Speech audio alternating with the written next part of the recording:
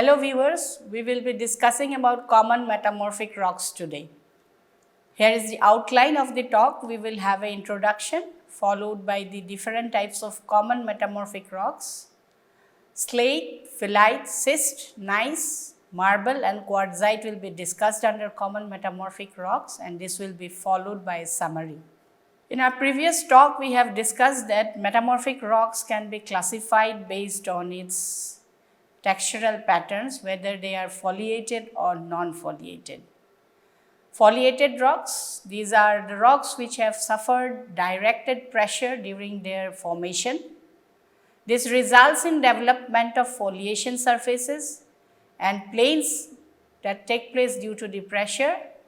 Development of foliation plane takes place due to the alignment of platy minerals, thereby leading to weak planes, and the rock becomes easily cleavable along those weak surfaces.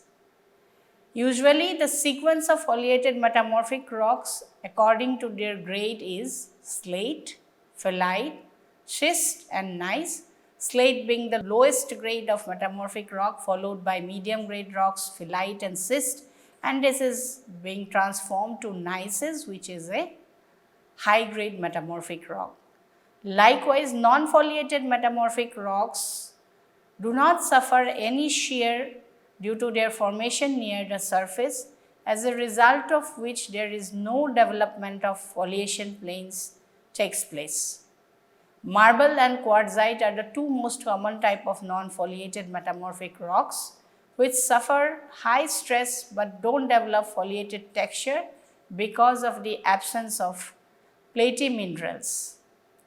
Absence of foliations and schistosity makes these rocks very hard and compact, and as a result they have a lot of industrial use as well and are used as building stones as well. Marbles, as you know, is being used as a building stone, and so are the quartzites.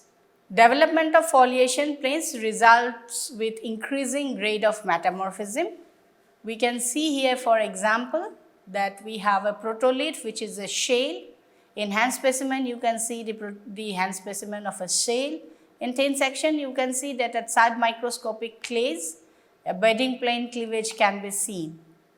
At low grade of metamorphism, it will convert to a slate, which will be having microscopic micas and slaty cleavage because of the alignment of the micas along a preferred direction.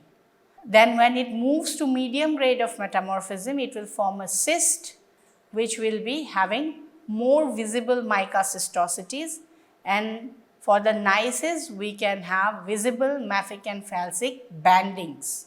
So with increasing grade, we are seeing an increase of the development of the foliation from incipient foliations to very well developed foliations.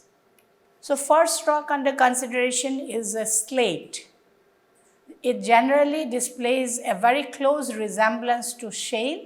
This is a fine-grained foliated metamorphic rock, usually formed by low-grade regional metamorphism of shale or mudstone. It is usually aluminium-rich minerals in the protolith are metamorphosed to micaceous minerals in a slate. Parallel alignment of these micaceous minerals gives rise to the foliation in slates, which can cause it to break along foliation planes very easily. It exhibits slaty cleavage, an excellent type of rock cleavage, and tendency to break into thin and flat slabs or sheets. Slates will have parallel alignment of alumina-rich minerals that will be on evolution of from shale to slate will be aligned along a preferred direction because of the different metamorphic agents working on it, as a result of which we will have a slate having cleavable foliations planes. The megascopic characteristics of shale includes that in hand specimen scale, foliations can be seen at the millimeter scale with fine grains and variable colors. We can have variety of colors for slates, black, gray, green, etc. In thin sections, textures are identified with new mica growing in a direction perpendicular to the direction of stress. Slate color depends on mineral constituents. If we have a black slate, it is carbonaceous or graphitic. If we have red, it will be having iron oxides. And if we have green slate, then it will be because of the presence of chloride. Original shale bandings also can be preserved in a slate. It displays perfect slaty cleavage with smooth surface and breaks easily along the planes parallel to the sheath silicates, causing a slaty cleavage. In most cases, fracture cleavages lie at some angle to the original bedding plane, and the essential minerals which constitute slates includes biotite, chlorite, muscovite, and accessory minerals such as apatite, graphite, magnetite, tourmaline, or even zircon. Petrographically, slates are very fine-grained, well foliated with parallel foliations or layering of fine-grained platy minerals such as chloride. Granulation cleavage may be present in slates. Here is a hand specimen of a slate, and you can see the photomicrograph of a slate. Then we have the phyllite. Phyllite is a fine-grained foliated metamorphic rock formed by the metamorphism of pre-existing slate. Foliation is caused by preferred orientation of very fine-grained mica. Mica minerals may include biotite, muscovite. It represents a gradation in the degree of metamorphism between slate and schist. Slate is a low-grade metamorphic rock. Schist is relatively higher grade metamorphic rock than a slate. It constitutes of platy minerals which are larger than in a slate but are not large enough to be readily identified with unaided eye. It appears similar to that of a slate but can be very easily distinguished by its glossy luster and wavy surface. Phyllites are known to exhibit rock cleavage and is composed mainly of very fine crystals of either muscovite or chloride, or both may be present. Formation of phyllite requires pressure temperature conditions similar to low-grade metamorphism of regional type. Characteristics is the silky sheen due to the presence of fine-grained mica minerals. This is also called as phyllitic luster, commonly observed at the cleavage surfaces. It is a fissile property of the protolith or is generally retained, and protolith of is either a shale or a sandstone. That means the metamorphism of a shale or a mudstone will result in the formation of a slate which will be then converted into a phyllite. It resembles slate since it is fine-grained, hard with well-developed foliations of millimeter scale, display less compaction of tints of grey and phylitic luster. Rock is variable in color with shades of green with sheen, fine to medium grade, hard but less compact. Rock surface is typically lustrous and sometimes wrinkled. Presence of mica flakes gives rise to a satin luster and displays phylitic structure. Essential minerals in a phyllite includes muscovite, biotite, quartz and plagioclase. Sericitic mica, graphite and chlorite are the accessory phases present. Phyllite is considered to be a low-grade metamorphic rock. Petrographically, the textures are similar to slate, but with most perceptive character is the prominence of foliation planes due to growth of mica. Fine to medium grain size, 0.1 to 1 millimeter particle size is seen in a phyllite. It is foliated on a millimeter scale and quite commonly wrinkled or shows wavy granulations. Foliations are well developed. Flaky minerals which are aligned perpendicular to the C-axis, it gives rise to lineation as well. So, foliation and lineation both can be seen in a phyllite. Essential minerals usually are muscovite, biotite, quartz and plagioclase. Accessory minerals include sericite, mica, graphite and chlorite. Here is a hand specimen of a phyllite, and then you can see the photomicrograph of a phyllite where foliation bands are quite prominent, which is resulting because of the parallel alignment of platy-micaceous minerals. The third variety of foliated metamorphic rock is a schist. It is a strongly foliated, medium-grained metamorphic rock.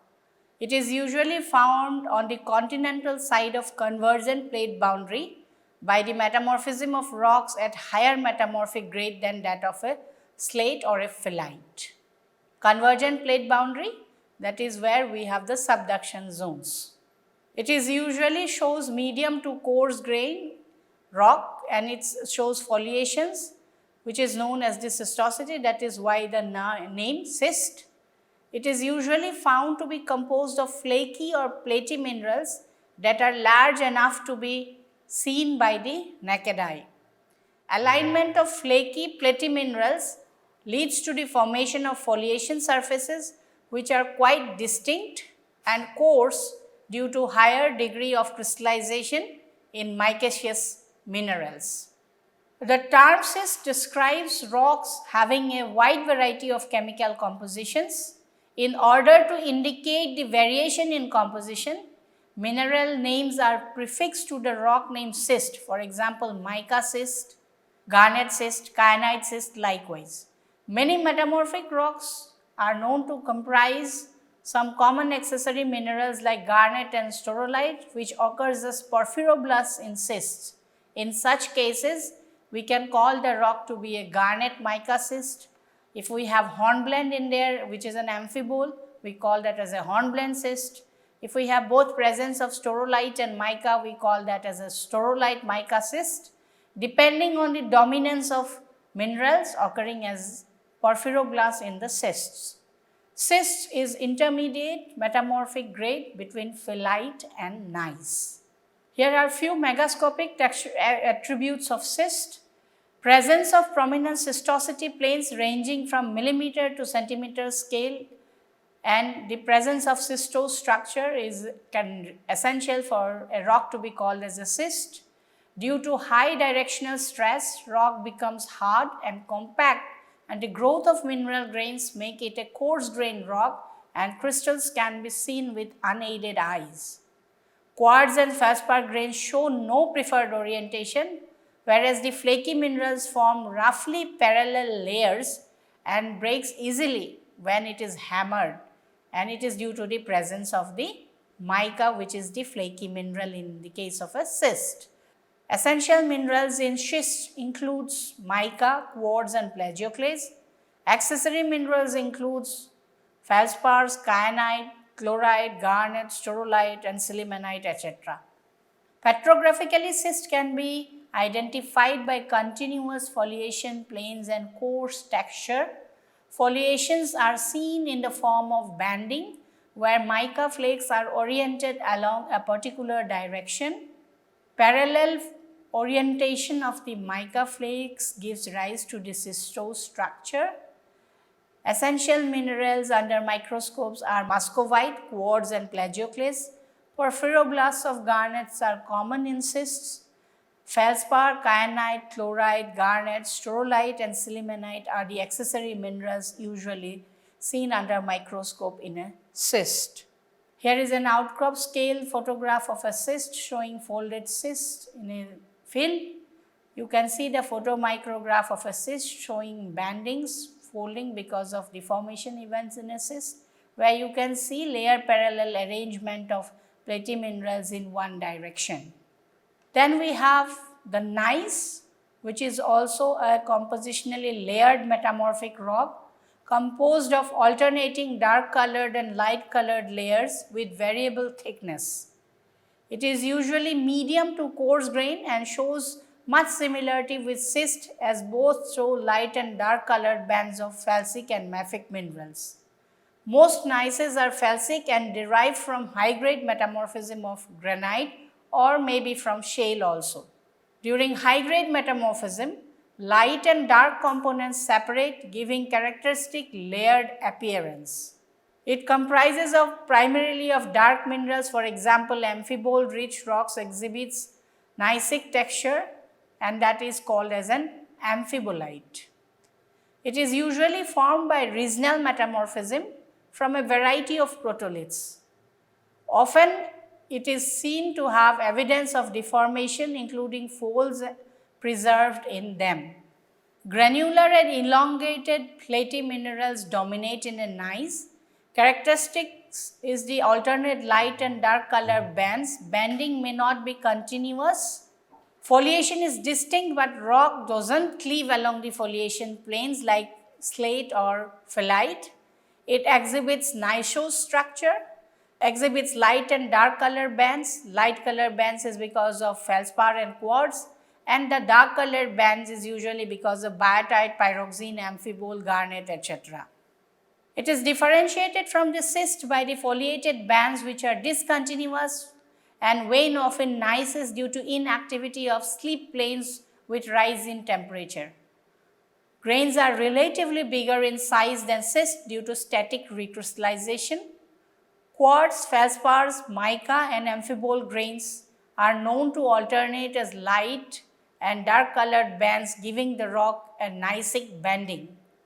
Light bands comprise of felsic minerals, feldspar, and quartz, and the dark bands consist of mafic minerals, biotite, pyroxene, and amphibole at the thin section scale. Here is an example of an outcrop of folded gneiss.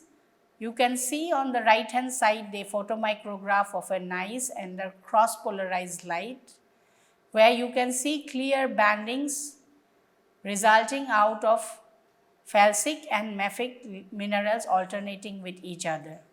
Then we will be discussing about the marble. Marble happens to be a non-foliated metamorphic rock generally formed by metamorphism of limestone or dolostone.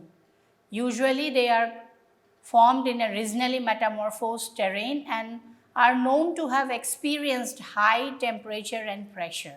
For example, skarn also may form due to thermal metamorphism in a marble terrain. Marble comprising of dolomite is called a dolomarble. Pure marble is usually white, which is essentially composed of calcite. During formation, calcite comprising the protolith recrystallizes, so fossil cells, pore spaces, and distinction between grains and cement disappears. On metamorphism, calcite crystals are reconstituted in a denser and equigranular form. Thus, these rocks are very compact, and hardness of calcite on the Mohs scale of hardness is known to be 3. Marble usually forms in convergent tectonic settings, but they can also form by heating of limestone or dolomite by ascending magma, which results in thermal metamorphism. Unlike quartzite, marble, as it can be scratched with a metal blade, is known to be cut easily and shaped because of its low hardness. White marble has been a prized stone, as many monuments and statues are made up of white marble in India. One example is that of the Taj Mahal. Unfortunately, the composition of marble, as it is calcium carbonate, it can very easily weather due to acid rain. Marble formed from limestone interbedded with shell appears banded and exhibits visible foliation. When deformed, these banded marbles develop highly contorted mica-rich folds that gives the rocks a rather artistic design and have found use as building stones. Megascopic characteristics of marble includes that these rocks are medium to coarse grain, crystalline, equigranular, hard and compact. They display granular and saccharoidal texture consisting of interlocking calcite crystals. Pink, gray, green or black colored marbles are known, as these results from the impurities inherited from the parent rock. Pure marble is usually white in color, and those with traces of iron appears reddish or pink. They are primarily composed of calcium carbonate, that is calcite, and it reacts with dilute acid. Petrographically, marbles are medium to coarse grain and display crystalline, granular and sugary texture with interlocking grains. 3 sets of calcitic rhombohedral cleavage are present, which becomes more prominent when there is presence of dolomite. Minerals is dominantly calcite or dolomite. clay minerals, micas, quartz, pyrite, iron oxide and graphite may also be present. Coming to the other non-foliated variety of metamorphic rock, that is quartzite. These are non-foliated metamorphic rocks formed by metamorphism of quartz sandstone, that is a sandstone consisting more than 90 volume percent of quartz. Alteration of quartz-rich sandstones takes place due to pressure, heat and chemical activity where pre-existing grains recrystallize, giving rise to new larger grains. Under moderate to high grade of metamorphism, quartz and sandstones fuse together and makes the rock denser, equigranular and hard. In the process, distinction between the cement and grains and also open pore spaces disappear and grains become interlocking. Recrystallization is complete that when broken, quartzite splits through or across quartz grains rather than along the grain boundaries. Usually quartzites are formed along convergent plate boundaries and also in orogens. Common metamorphic protolith of quartzite is sandstone. Pure quartzite is usually white in color, but if iron oxide is present, it can impart a reddish or pinkish stain to the rock. It is sometimes also green in color because of the presence of fuchsite. Usually they look glassier than sandstone and doesn't have the grainy sandpaper-like surface characteristics of sandstone. Medium grain, equigranular, comprising interlocking grains of quartz giving a sugary appearance. It is a hard and a compact rock and shows granulose texture and structure. Unlike marble, quartzite cannot be scratched with a metal blade due to the predominance of quartz, hence the hardness of quartz in Mohs scale is 7. Dominantly composed of quartz, but some impurities like hematite may also be present. Minerals like micas, feldspars, garnets and some amphiboles can also be seen in quartzite. Petrographic characteristics of quartzite includes they are medium grain, equigranular with interlocking grains of quartz with appreciable compactness. They show granular, sugary texture. Other minerals which may be present as impurities include hematite. Minerals like mica, feldspar, garnet and amphibole may also be present. Here are the hand specimens of quartzite. One is a quartzose quartzite, so it is white in color, and you have a ferruginous quartzite because of presence of hematite. As in the thin section view, you can see that it is coarse grained with a sugary texture. In summary, we can conclude that there can be various protoliths to different common metamorphic rocks, and there are characteristics mineral presence which imparts a distinguishing characteristics to the rock. So we have a shale which will form a slate. Dominant minerals will include clay and micas. It is usually characterized by fine grained nature. It splits easily and has a slaty cleavage. Likewise, the other foliated metamorphic rock is a phyllite which is formed from a shale. Dominant minerals are micas. This fine grain, it is distinguished by its fine grain and appearance of a silky luster and splits along wavy surfaces. Then we have the non-foliated metamorphic rocks which can be marble or dolomitic marble, quartzite and hornfels.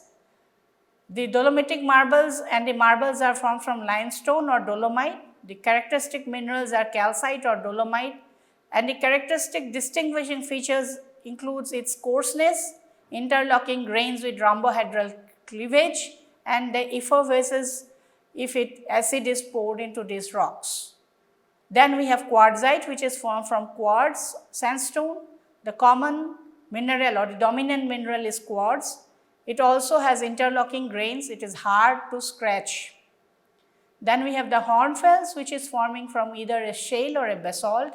It has dominant mineral presence are fine grained micas, and the distinguishing characteristics are fine grained nature of it. Dark and some coarser minerals are also present and can be scratched by a glass.